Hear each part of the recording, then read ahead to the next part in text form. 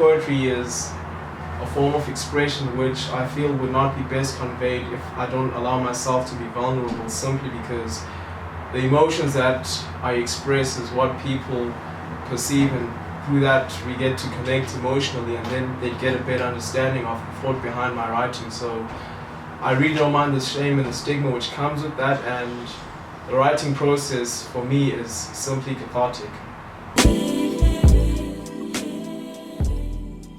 And as much as I'd like to say that this came naturally, being observant is something that I've had to work on, and that's simply because of the environment that I grew up in, where township living has caused me to take note of the mundane details of everyday living which people would usually walk past.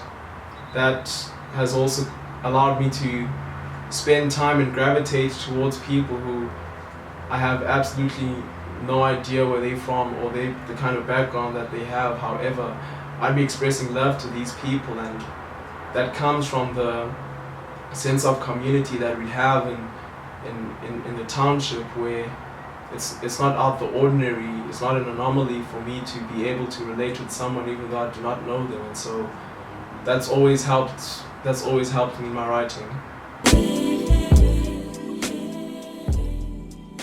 I wouldn't say I have a set writing ritual, however I do prefer writing just before dawn when everyone else is sleeping, simply because during that time there's a quietness and a tranquility which allows me to convey my thoughts with clarity and lay down my best ideas. And if I feel that what I'm doing at the moment is not working, I simply just let go of it and move on to the next poem.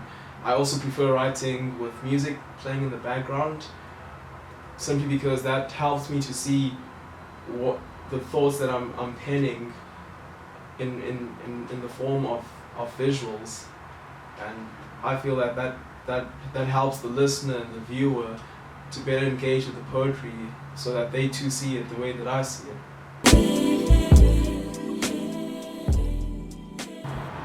None of these people have been imagined. I either know or I am these people.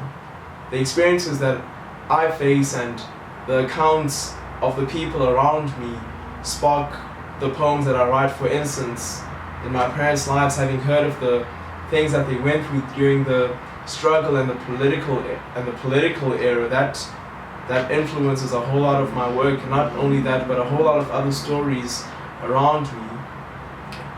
Imagination is very powerful though. However, I feel that the realness which comes with people is more important.